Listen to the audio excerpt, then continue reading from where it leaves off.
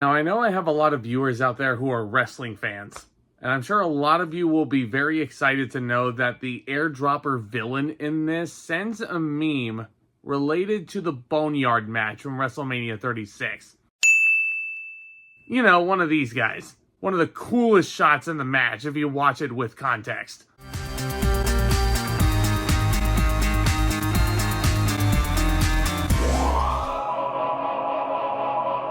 The latest Blumhouse project to drop in theaters is, well, Drop. This was directed by Christopher Landon, a very talented director, brought you Happy Death Day, Freaky. And I've been saying for a while that I really would like to see Christopher Landon take on an original script.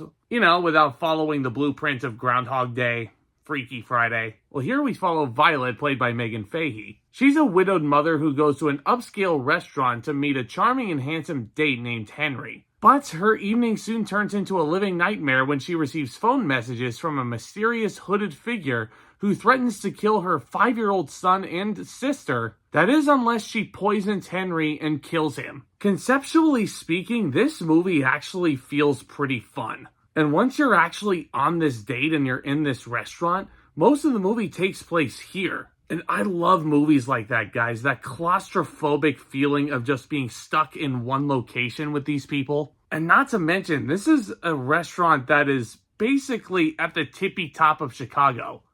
Literally. If you're afraid of heights, you probably should not be visiting this restaurant. But goddamn, what a view to have on a first date, man. And I think on a premise level, and on a fun level, and on a performance level, Drop really does succeed. Which is good to hear for a Blumhouse project. I'm glad they're starting to get one project that gets them out of the hole they're in. Because Blumhouse's recent history has been kinda whack. Meghann Fahy is also really solid as our lead, and you really want to see her get out of this situation okay. And I was really, really petrified when I saw the opening scene of this movie, and I thought that they were going to go the trope of, oh my god, we're going to show you like a scene that's close to the end, and you're going to wonder how in the hell we got there. But thankfully, no. It is revealed that it is a flashback, and it's some pretty deep and effective shit for this character. And you just feel even more sorry for her, and especially her little son, Toby, who, I don't know if it was just me, I was getting young Jonathan Lipnicki vibes from Jerry Maguire.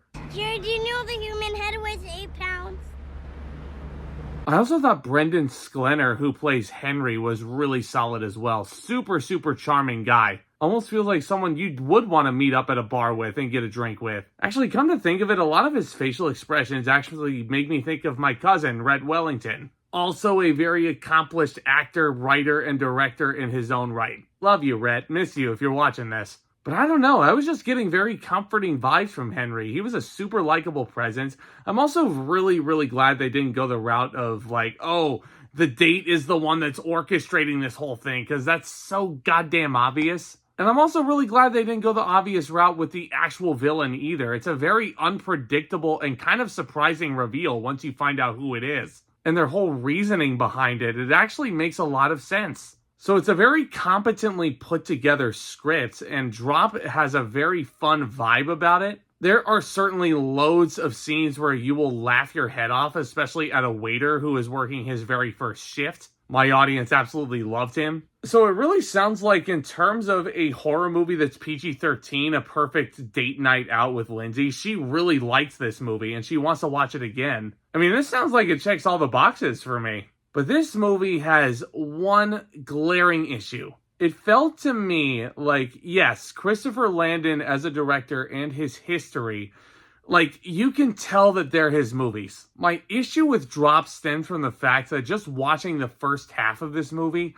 it did not feel like this was Christopher Landon's unique vision to me. It felt extremely hokey. Like, overproduced, over-edited, like, the music was incredibly overpowering. And this is Bear McCreary, the composer for The Walking Dead. Yes, that Bear McCreary, a legend. And it's not bad music in a vacuum. But there's a lot of times where it feels incredibly overpowering to certain scenes where I feel like it would have been more effective without the music. Because just on the premise level alone and on the performance level alone, the suspense is there. This movie has it, but it almost feels like it's trying too hard. And yes, a lot of the text messages are shown to the audience through gigantic super text, whether that be on the walls, whether that be on the windows, whether that be on the table, wherever. It came off to me incredibly hokey. The movie had a budget of $11 million, and I can certainly see where Blumhouse was putting its money into. Unnecessarily, mind you. But then I realized that Michael Bay was a producer of this movie. Go figure. Not all of Michael Bay's movies are bad. He's not a bad producer. Director, not so much. Just stay the out of the director's chair. You're not very good. But other than that, yeah, I mean, despite a pretty worrying first half, this movie really picks up. And I feel like if you are a casual horror movie goer, you're going to have a lot of fun with this. My theater was jam-packed out the gills tonight. A super busy night of the movie theater as well, which I love to see in this day and age of streaming where theaters are starting to take a downward financial turn. Absolutely, I would definitely recommend seeing this on the big screen if you can. Not just to support the movie, not just to have a nice date night with your partner, but just go support movie theaters in general, man. I'm going to give Drop a B-. If you want to find out what this movie's all about, drop in and see for yourself. But let me know what you think, and what is your favorite Blumhouse movie that you've ever seen? Lots of topics that we can discuss and then some all down there. I read all of them and I hear your voices and I see them. And it gives me such great joy to do that and be able to talk movies with you guys. Hit that subscribe button if you're new and tap on that thumbs up as well. That would be greatly appreciated. Stay tuned for more videos very soon. Y'all are the best. And with all that being said, Back Talk commence.